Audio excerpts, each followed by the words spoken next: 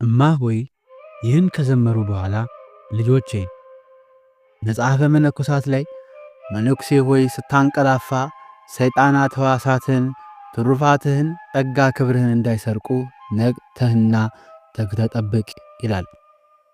አያችሁ፣ ሰይጣናት የእኛን እያንዳንዷን እንቅስቃሴያችንን በንቃት እየተከታተሉ ያለንን መልካም ነገር ሁሉ ቀስ በቀስ ስለሚሰርቁን ተግተን መጠበቅና በተጠንቀቅ በንቃት መኖር አለብን።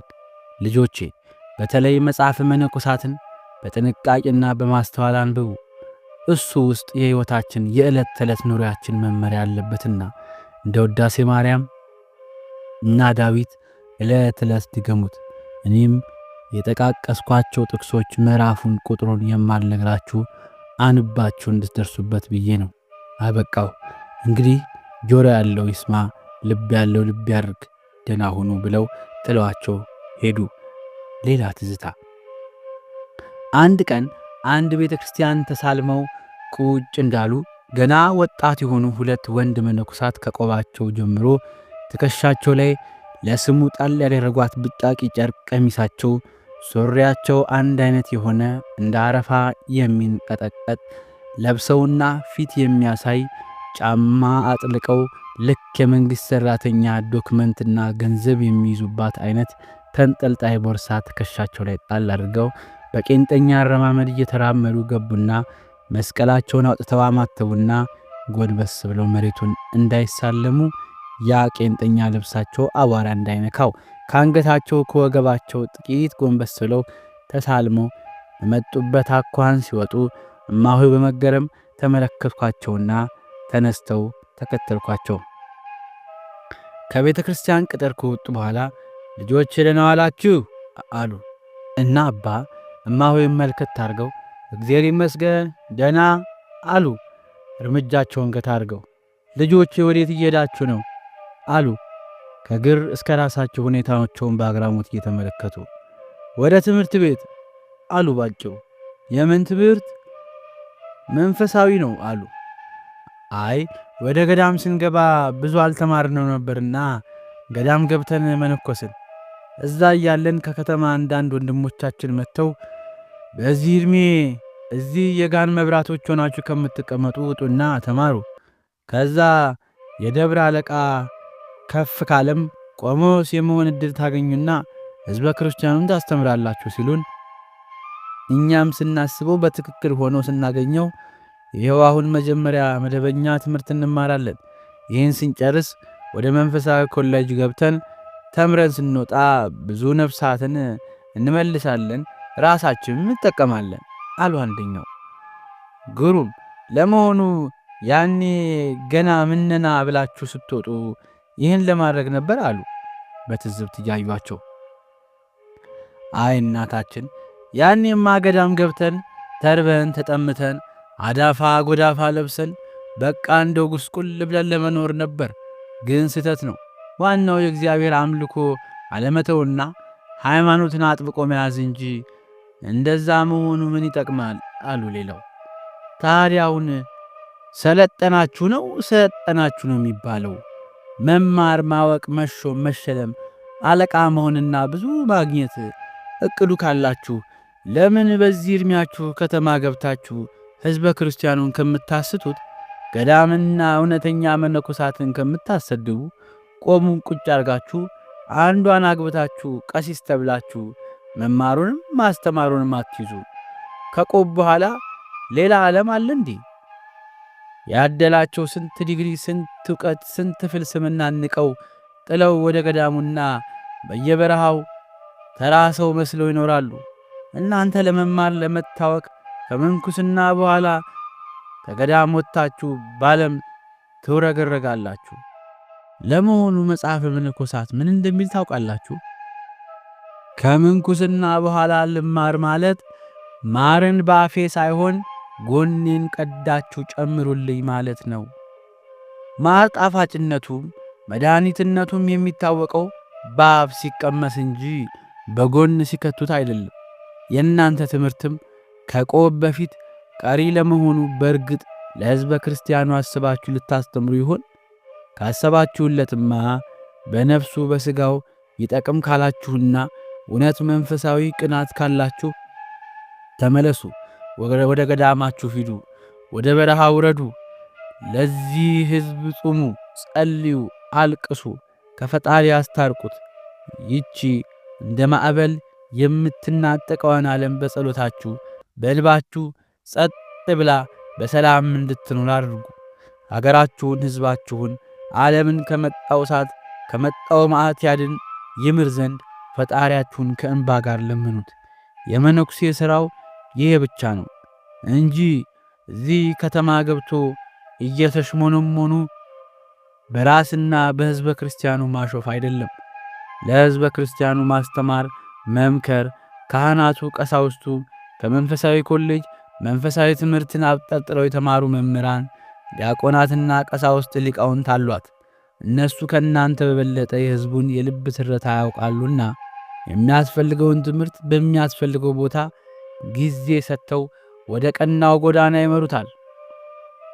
የእናንተ ግን ቦታችሁ እዚህ አይደለም። ሂዱ፣ ወደ ገዳማችሁ ግቡ። ያለበለዚያ ሥጋ ካሸነፋችሁና እዚህ ከተማ ውስጥ መኖር ካማራችሁ የእንጦንስና የመቃርስን ቆብ ላትሰሩበት አርጋችሁ ከምታሰዱ ቁጭ አርጉትና እንዳሻችሁን።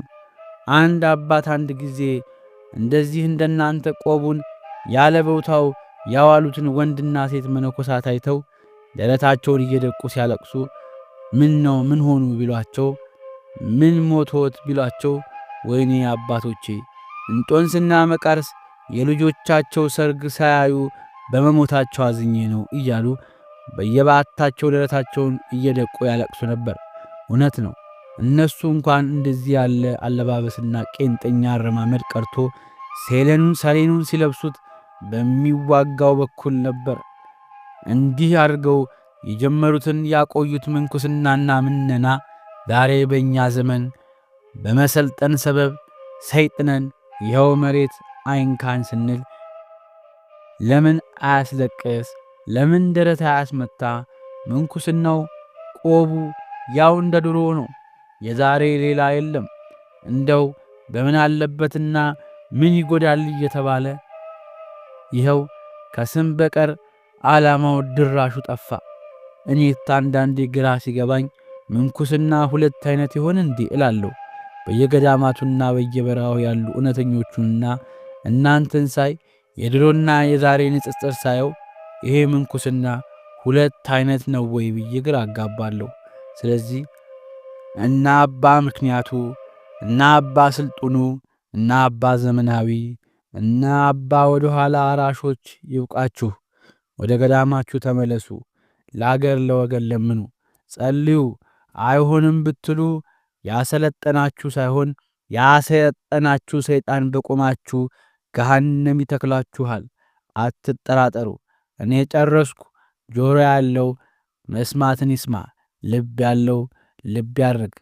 ደህና ሁኑ ብለው ጥለዋቸው ሲሄዱ ይህች ወፈፌ ወሬኛ ለራሷ እዚህ ምንም እየሰራች ነው፣ እኛ ገዳም ተመለሱ የምትል አጋድሞ ይረዳትና ብለው እየሳቁ የሄዱትን አስታውሰው እዝን አሉና በከተማው ውስጥ የሚያዩዋቸው ወንድና ሴት መነኮሳት ብዛታቸውንና ገዳም ደሞ በመነኮሳት እጥረት ባዶ ለመሆን እየተቃረበ መሆኑን ሲያስቡት እዝን ትክዝ ብለው ሰሚ ባያገኙም ይህንን መዝሙር መዘመር ጀመሩ። እንጦንስና ጳውሊ። እንጦንስና ጳውሊ አባታችን ጳውሊ ቀዳማዊ መናኝ፣ ጠዋት ማታ ከአምላክህ የምትገናኝ፣ ጸልይ ለምንልን ወደ ፈጣሪ የስም መነኮሳት ለሆን ልጆችህ። እንጦንስና ጳውሊ አባቶቻችን ስለ እኛ ጸልዩ፣ አምላክን አማልዱን። ቁራን ተመስሎ ያየኸው ራእይ በእኛ ዘመን ደርሶ በተግባር ሲታይ ቆብን ተሸክመን ስም ብቻ ይዘን ይኸው እንታያለን ከቁራው ጠቁረን። ያኔ ያለቀስከው ያዘንከው ሐዘን ዛሬ ይድረስልን ጳውሊ አባታችን። አባ እንጦንስ ጻድቁ ታላቁ መነኩሴ ርግቦች እንድንሆን ለምን ከሥላሴ። እንደናንተ ሁሉን መናቅ አቅቶን በዓለም ባህር ገብተን ሰጥመን ለቀረን አረ አቅልሉልን፣ አረ እዘኑልን። ሰማያዊ ክብሩ ጸጋው ለራቀን ሀብት ማደለቢያ ሆኖ ቆባችን ሹመት ሽልማቱ ክብር አጎናጽፎን ተጋድሎ ጸሎቱን ትሩፋትን ላጣን እንጦስና ጳውሊ አረ አቅልሉልን፣ አረ አልቅሱልን። በሰማይ መንበሩ በክብር ያላችሁ በስሉስ ቅዱስ ፊት ሞገስ ያገኛችሁ ለምኑ፣ አልቅሱ፣ አረ እዘኑልን። የዓለም ባሕር በላን ልጆቻችሁን እያሉ ስቅስቅ ብለው ሲያለቅሱ ቆዩና ሌላ መዝሙር መዘመር ጀመሩ። ተነሱ እንመለስ ይላል። ከተማ ከምትኖሩ ከገዳም ርቃችሁ ተመለሱ፣ ግቡ በየገዳማችሁ። መነኩሴ ከወጣ ከገዳም ባሕር የማይታሰብ ነው በሕይወት መኖር። ተነሱ እንመለስ በየገዳማችን፣ ባቢሎን ከተማ ይብቃ መኖራችን። ከገዳም ከወጣ ሰባራን ሥራ ነው፣ ትሩፋት ጸጋውም ፈሶ አላቂ ነው። ተጋድሎ ጾም ጸሎት ይቀራል ትትና፣ ተሐቅቦ ፈርሶ ይወጣል ጎዳና። ባቢሎን ከተማ ከምትቀመጡ በፈጣሪያችሁ ደጅ መጣልን ምረጡ።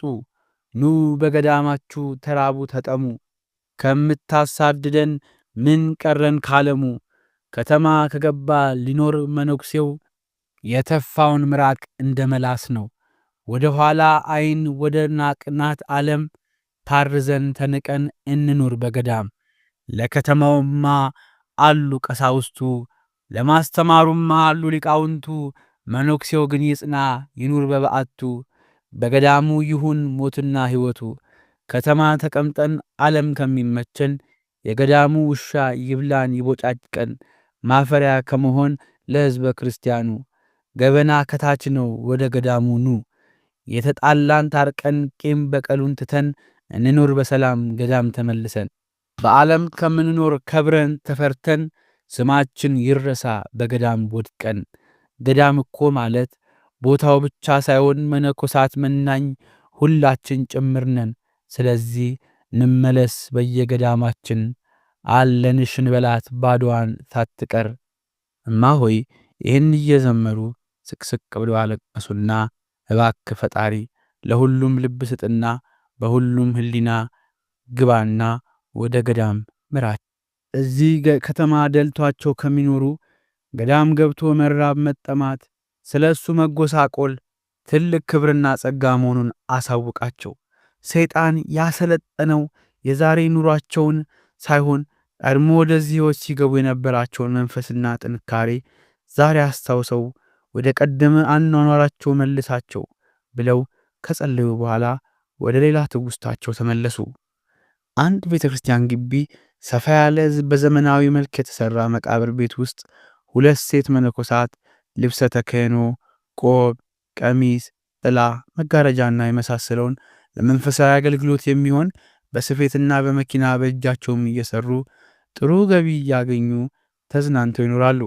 እማሆይ ወደ እነሱ ሄደው ሥራቸውን አየት ታደረጉና ግሩም ጥበብ ነው ልጆቼ፣ ለመሆኑ ይህን ማን አስተማራችሁ? እንዴትስ መነኮሳችሁ? ይህስ የምትሰሩት ገቢነቱ ለዚህ ቤተ ክርስቲያን ነው ወይስ ለገዳማቱ? አሉ። እነማሆይ አይ እናታችን፣ ይህ መቃብር ቤት ባለቤቱ ሰጥቶን የምንሰራው ለግላችን ነው። ያስተማረን አንድ መንፈሳዊ ድርጅት ነው። መጀመሪያ የምንኖረው ገዳም ነበር። ድርጅቱ ገዳሙን ከልመናና ከችግር ለማዳን መነኮሳት ተመርጠው እጅ ሥራ ይማሩ፣ ከዛ ሌላውን እያስተማሩ ሁሉም ጠንክሮ እየሰራ ገዳሙን ራሱን ማስቻል ነው ብለው አማከሩን። መላው ማህበርም እኔን እሷንና እዛው ገዳም የቀሩትን 3 መነኮሳት ጨምሮ 5ታችንን ሰለጠንና ወደ ገዳም ተመለስን። ታዲያ ገዳሙ መች አሰርቶን እኛ ብዙ ድካም ተምረን ባወቅነው መሰረት እንስራ ስንል እነሱ አንዳንዴ የእጅ ሥራ ቁሳቁስ ሲያልቅብንና ስራው ሲቆም ከእነሱ እኩል ወጥታችሁ የማህበር ሥራ ስሩ ይሉናል። ደግሞ ምግባችንና ልብሳችንን እንደነሱ እንዲሆን ይፈልጋሉ። ብቻ በሁሉ ነገር እንደ ተራው አባል ሁኑ ይሉናል። ብቻ ንዝንዛቸው ሲሰለቸን ወጥተን ይኸው ያለ አፍጣጭና ገላማጭ ዕውቀታችንን ተጠቅመን ዘና ብለን እንኖራለን። እነዛንም ብንጠራቸው የገዳም ውሻ ይብላን እንጂ አንወጣም ብለው ተምረው እንዳልተማረ ከማንም ጋር ይደናቆራሉ። ሊያስተምሯቸው እንኳን ከማይገባቸው ጋር አሉ እየተኩራሩ። ለመሆኑ ያስተማራችሁ ድርጅት ገዳሙን ጥላችሁ ወጥታችሁ ዕውቀቱን የግል መጠቀሚያ ስታረጉት ምን አላችሁ እንዴ? ምን ይላል? በቃ አስተማሪን ከዚያ ወዲህ በፈለግነው መንገድ ብንሰራበት ምን አገባው? ይሄ እኛ መብት ነው አሉ በኩራት። መብት የሚለው ቃል ከቃልነቱ ያለፈ በተግባር መች ታወቁትና ነው መብት የምትሉት? መብታችሁንማ ብታውቁ ኖሮ አምኖ ተምረው ገዳሙን ከልመና አውጥተው ራሱን ያስችሉታል ብሎ የመረጣችሁን ገዳማዊና ብዙ ወጪ አውጥቶ ያስተማራችሁን ድርጅት እዛው ገዳማችሁ ሆናችሁ ሰርታችሁና ውጤታማ ሆናችሁ ባስመሰገናችሁትና እናንተም በሰውም በፈጣሪም ፊት በተመሰገናችሁበት ነበር። እናንተ ግን ገና ለገና ይህችም እውቀት ተማርን ብላችሁ ጣታችሁን የገዳምን ሥራ፣ ጉሮሯችሁን የገዳምን ምግብ፣ ሰውነታችሁን የገዳም ልብስ ለመልበስ ተጸይፎ ይኸው በዓለም ካባ ውስጥ ገብታችሁ ትጨመላለቁበታላችሁ። ለመሆኑ በየገዳማቱና በየበረሃው ስንቱ እንደናንተ ቁንጽል ዕውቀት ሳይሆን ዓለምን የሚያስተዳድርበት ዓለምን ጉድ የሚያሰኝበት ዕውቀት እንደ ትቢያ እንደ አቧራ አራግፎ ስለ እሱ ስለ ፈጣሪው ብሎ እንደ መሐይሙን ሆኖ እንደሚኖር እንዳለ ታውቃላችሁ። ሰው ዓለምን ቢገዛ ቢነዳ ነፍሱን ከጎዳ ምን ይጠቅመዋል ብሎ ስለ እሱ ሁሉን ጥሎ የሚኖር እንዳለ ታውቃላችሁ።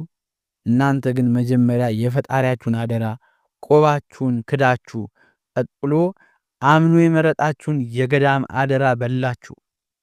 ቀጥሎ ብዙ ወጪ አውጥቶ ያስተማራችሁን ድርጅት ከዳችሁ። እሺ እነማ ሆይ ከንቱ፣ እነማ ሆይ ሁሉ ላፌ፣ እነማ ሆይ ስልጡን፣ እነማ ሆይ ለከርሱ፣ እነማ ሆይ ከሃዲ፣ መጨረሻችሁ ምን ይሆን? የት ይሆን መግቢያችሁ? ሥጋ ከምነና ከማ ያድናችሁ ይሆን? በእናንተ ቤት ሰለጠን ብላችሁ ሞታችኋል። ግን ሰይጣን የራሱ ደቀ መዝሙር አድርጎ እያሰለጠናችሁ ነው አሉ። እማሆይ አያሳደቡ፣ ገዳሙን ለእርሶና ለመሰሎቹ ትተናል፣ ይሂዱ። ገዳም ማለት ልብ እንጂ ቦታ አይደለም አሉ ተቆጥተው። ገዳም ማለት ልብ ቢሆንማ ኖሮ እዚህ ባልተገኛችሁ ነበር። ልቡን ያገደመ ምን ሊያደርግ ከተማ ገብቶ መህለቋን እንደ ጣለች መርከብ እየተንሳፈፈ አለ ቦታው አይዋልልም ነበር። ልቡን ያገደመ የእንጦንስና የመቃርስ የብዙ እውነተኛ አባቶችና እናቶች መገለጫ ከፈጣሪ መገናኛ ራሳቸውን አቅበውና ገርተው የሚኖሩበት ስለሱ ብለው የተራቡ የተጠሙበት ስለሱ ብለው በጾም በጸሎት በብዙ ትሩፋት ሰውነታቸውን ለእሳት ለስለት የሰጡበትን ቆብ ከተማ ገብታችሁ ማጌጫና መብያ ማታለያ መመጻደቂያ አታረጉትም ነበር። ልብሽ ቢገድምማ ኖሮ መገኛሽ እዚህ ሳይሆን የመነኮሳት አርማ ቤቱ መንደሩ ማንም የማይነጥለው ምንም የማይነጥቀውን በገዳምና በበረሃ ነበር እንጂ እዚህ አልነበረም። አሁንም ይብቃችሁ፣ ተመለሱ፣ ንስሐ ግቡ፣ የበድላችሁትን ገዳምና ገዳማውያን ሌት ተቀን በማገልገል ካሱ፣ ተፈጣሪም ታረቁ። ያለበለዚያ የወደዳችሁን ዓለም ያከማቻችሁትን ገንዘብ አጉርሶ ዝክረ ስማችሁን ያጠፋዋል። አዎ ያለ ቦታው የዋለ ዋጋው ይሄ ብቻ ነው። ጨረስኩ። ጆሮ ያለው ይስማ፣ ልብ ያለው ልብ ያድርግ ብለው ሊወጡ ሲሉ አንዷ እማሆይ በንዴት የልብስ መቀሱን ስትወረውርባቸው ጀርባቸውን መታቸው። ያንን አስታውሰው ፈገግ ብለው ከሐሳባቸው እንደመባንን አሉና አየኔ ነገር የዛሬ አዳሬን የወደፊት መኖሪያን ሳላቅ ያለፈውን ነገር እያሰብኩ እቆዝማለሁ አሉና አንድ መዝሙር ከእንባና ከሐዘን ጋር መዘመር ጀመሩ። ምን እመልሳለሁ በራሱ የደፋው ያ የሾህ አክሊል ያለምንም ሥራ ከራሴ ሲውል አምላክ ድንገት መጥቶ ቦዝኜ ቢያገኘኝ የመነኩሴ ግብሩ እንዲህ ነው ወይ ቢለኝ ምን እንደምመልስ ካሁኑ ጨነቀኝ። ወይኔ ወይኔ አረ ወየው ወየው አምላኬ ሲመጣ ምን እመልሳለሁ? ያ አስፈሪ ድምፁን እንዴት እሰማለሁ? እንደምንስ ሆኜ ከፊቱ ቆማለሁ? አትርፊበት ብሎ ቢሰጠኝ መክሊት አወይ ስንፍናዬ ምሽ የቀበርኩት። በድንገት ሲመጣ ሲወስድ መክሊቱን ምን እመልስ ይሆን እንዴት ላይ ፊቱን? ወይ አለመታደል አወይ ሰው መሆን። ቆራጥ ጀግናዎቹ የሰሩበትን በእሳት በሰለቱ የሞቱበትን ባጥንታቸው ብቻ የሄዱበትን እኔ ልኩራራበት እኛለው ቆውን። ወይ አለመታደል አወይ ሰው መሆን። ዓለምን መንነው የወጡበትን ሞገስና ክብርን የናቁበትን ስድብን ውርደትን የቻሉበትን ሳር ቅጠሉን በልተው ልሰው መሬቱን እንደ ዓይናቸው ብሌን የጠበቁበትን እኔ ሳልሰራበት ጭኛለሁ ቆውን። ወይ አለመታደል አወይ ሰው መሆን። ሌጦ ቆዳ ለብሰው ሰሌን አገልድመው ተራራ ዳገቱን ቁልቁለቱን ወርደው የፀሐዩን ሐሩር የሌሊቱን ቁር ታግሰው ችለው የቆዩትን ክብር እኔ ሳልሰራበት ጭኛለሁ ቆቡን። ወይ ያለመታደል አወይ ሰው መሆን።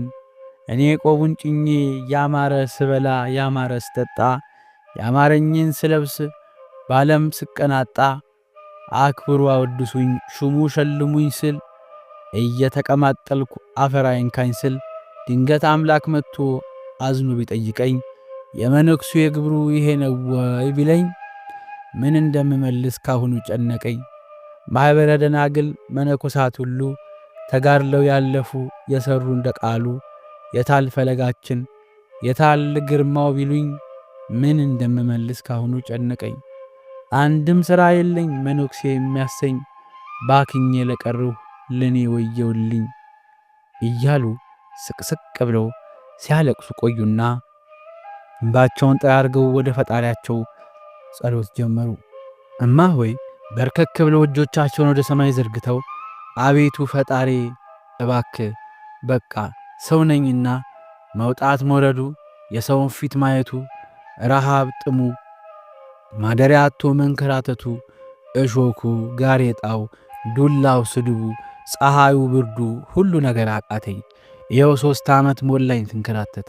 አሁን በቃሽ በለኝ ይብቃኝ ፈጣሪ አንድ በዓት ስጠኝና እዛች ሽጉጥ ብዬ ክፉንም በጎንም በበዓቴ ሆኜ ልቀበል። ፈጣሪ አንተ የሚሆነውን ነገር ከመሆኑ በፊት የምታውቅንህና እባክህ ገለመነኝና በቃ በለኝ ማረፊያ ስጠኝ። አንተን ካልክ ሁሉ ነገር ይሆናል። ፈጣሪ ቃል ብቻ ተናገር ሁሉ ይሟላልኛል። ቅዱሳን መላእክት ላክልኝና እዚህ ረፊ በለኝ ፈጣሪ። ወፍ እንኳን ስትበር ውላ ማደሪያ ያላትና እኔ ኀጢአቴ ከወፏ ቢያንሰኝ በአርአያ ፈጥረኛልና መኖሪያዬን እዘዝልኝ እያሉ ከዓይናቸው እንደ ዝናብ እንባቸውን እያወረዱ ሲማጸኑ ወደ ፈጣሪያቸው በጸሎት ሲያመለክቱ አንድ ነገር ጎናቸውን ነካ አደረጋቸውና መለስ ሲሉ እኛ ቀድሞ ከእናት ከአባታቸው ቤት ኋላም ከገዳም አውጥተው በረኞች ጋር እያዘዋወሩ በረከት ያሰጧቸውና እዚህም እስኪደርሱ ያልተለዩአቸው ግዑዝ ከፊታቸው ቆመው አዩ። እማ ሆይ ደስ አላቸው። ወድቀው እግራቸውን ስመውና መስቀላቸውን ተባርከው ቀና ሲሉ እናቴ ይምጡ ወደ በዓቱ ልውሰዶት ብለው ከፊታቸው ቀደሙ። እማ ሆይ በደስታ እየዘለሉ በትራቸውን ይዘው ተከተሏቸው።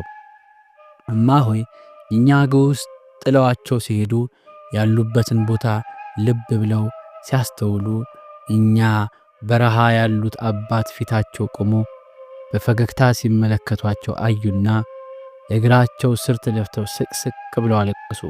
እኛ አረጋዊ አባት ከእግራቸው አንስተው ባርከው አጽናንተው አረጋግተው ካስቀመጧቸው በኋላ እሺ እናቴ ተልኮት እንዴት ነበር አሉ። እማ ሆይ ለተልኮ ከተሰማሩበት ቀን አንስቶ ነገሮችን በፈሊጥና በዘዴ ቃላቶችን በውስጠ ወይራ ወይም በማባበልና በማለሳለስ ሳይዙ በድፍረትና ሁኔታውን እንዳለ ስለሚናገሩ ዱላ፣ መሰደድ፣ ስድብና የመሳሰለው ሁሉ ደረሰባቸው። ሰው ያደረገውን የሆነውን ነገር ዞር አድርጎ በምሳሌና በፈሊጥ ሲነግሩት ቢገባውም ያልገባውም በመምሰል ነጋሪውን በድብቅ ሴራ ይጎዳል። ግን የሚሠራውን የሆነውን ሁሉ በግልጽ ፍርጥ አድርጎ ከነገረው ትክክለኛው ሥራው እንደሆነ ልቡ ቢያውቅም እንዴት ተደፈርኩና አጉል ጀብደኝነቱ አይሎበት ያንን ሰው ፊት ለፊት ተጋፍጦ ያጠቀዋል፣ አሊያም በስም አጥፊነት ከሶ ያስቀጠዋል። ለምሳሌ አንድ የታወቀ ሌባን አንድ ሰው ፊት ለፊት ሄዶ ሌባ ቢለው ያንን ሰው ዝም አይለውም። እንዴት ተደፈርኩ ብሎ ያጠቀዋል፣ ያስቀጣዋል። በእማሆይም የደረሰው ይሄ ነው። ያዩት የታዘቡት ጎዶሎ ወይም ከሥርዓት ውጪ ያሉትን ማንንም ሳይፈሩና ሳያፍሩ በግልጽና በትክክሉ ስለተናገሩ ብዙ ዱላና ስቃይ አይተዋል። አንዴ ወደ አንድ ገዳም ሄደው ሰንብተው ነበር። ከዛ ገዳም ውስጥ ቤቶች፣ ሕንፃዎች ይሠራሉ። የገዳም አባቶችና እናቶች ተጠበው የሠሯቸው እጅግ ታሪካዊ፣ በውስጣቸው ብዙ ቅርሶችን የያዙ የጥንት የመነኮሳት መኖሪያዎችና ቤቶች እየፈረሱ በአዳዲስ ዘመናዊ ቤቶች ሲቀየሩ የተከሏቸውና ተንከባክበው ያሳደጓቸው ብርቱካን፣ ዘይቱን፣ ጌሾና የመሳሰሉ እንደዚሁም ዋንዛ፣ ጽድ፣ ዝግባ፣ ባህር ዛፎች ያለምንም ርኅራኄ እየተጨፈጨፉ ለቤት መስሪያ የሆነ የመነኮሳት በዓት እየፈረሰ ወደ አዳራሽነት እየተቀየረ መነኩሴ የግሌ የሚለው ቤት በዓት በማጣቱ ገዳሙን እየለቀቀ ወደ ሌላ ገዳም አሊያም ወደ ዓለም ባህር እየሰጠመ ሲቀር ሁሉን ነገር አይተው ውስጣቸው በጣም አዝኖ ሳለ የዛው ገዳም በዓል ደርሶ ታቦተ ሕጉ ቆሞ ለምእመናኑ ይህን ያህል ቤቶች ሠራን፣ ግንብ ገነባን፣ ሕንፃ አነጽን፣ ገዳሙን አሻሻልን ተብሎ ሲነገርና በጭብጨባ ሲመሰገኑ በጣም ተናደዱ፣ አዘኑ። መነኩሴ የግል ቤት አጥቶ እያዘንና ከቦታው እየተፈናቀለ ገዳም ለዓለማውያን ማስደሰቻ ቤቶች ይሠራል ብለው ተቆጩ። ከሳምንት በኋላ እዛው ገዳም ላይ በቅዱስ ስም ዝክር ተዘክሮ የገዳሙ ግብር ቤት ጢቅ ብሎ ሞልቶ ይበላል፣ ይጠጣል። እማሆይ ይህን አጋጣሚ ተጠቅመው ብድግ አሉና ወገኖቼ ይሄ ገዳም ወዴት እየሄደ ነው? ምን እየተደረገ ነው? ለመሆኑ ይህ ገዳም ነው? መለስተኛ ከተማ ነው እንጂ በእውነት ከተማ ቢባል የተሻለ ነው። ወደዛ እየሄደ ነው። የአባቶቻችን ቅርስ፣ የእናቶቻችን ቅርስ፣ የስግደት ላባቸው፣ የጸሎት እንባቸው የፈሰሰበት መንፈስ ቅዱስ ወርዶ ያናግራቸው የባረካቸው በትሩፋት ብዙ ዘመን የቆዩበት ቤት እየፈረሰ በአዳራሽና በዘመናዊ ቤት እየተተካ ዳዊታቸው፣ መቁጠሪያቸው፣ አልባሳታቸው በክብር መቀመጥ ሲገባው እንደ አልባሌ በየስርቻው እየተጣለ ላባቸውን ጠብ አድርገው የተከሏቸውን እጽዋቶች እየተመነጠሩ ቦታው ለቤት መስሪያ እየሆነ ሌላው ቀርቶ የመቃብር ቦታቸው ታጥሮ መጠበቅ ሲገባው በዶዘር ተረምርሞ አድራሻው ጠፍቶ በአጠቃላይ የበዓት የእናቶችን አሻራ ደብዛው ጠፍቶ ሁሉ ነገር በአዲስና በዘመናዊ ነገር አሸብርቆ ይሄ ገዳም ነው ከተማ? እስቲ የትላንት አባቶቻችን እናቶቻችን ፈለጋቸው አሻራቸው እነሱን የምናስታውስበት ነገር የት አለ? ደግሞ የሚገርመው ማጥፋት ልማት ሆኖ መመስገናቸው ነው።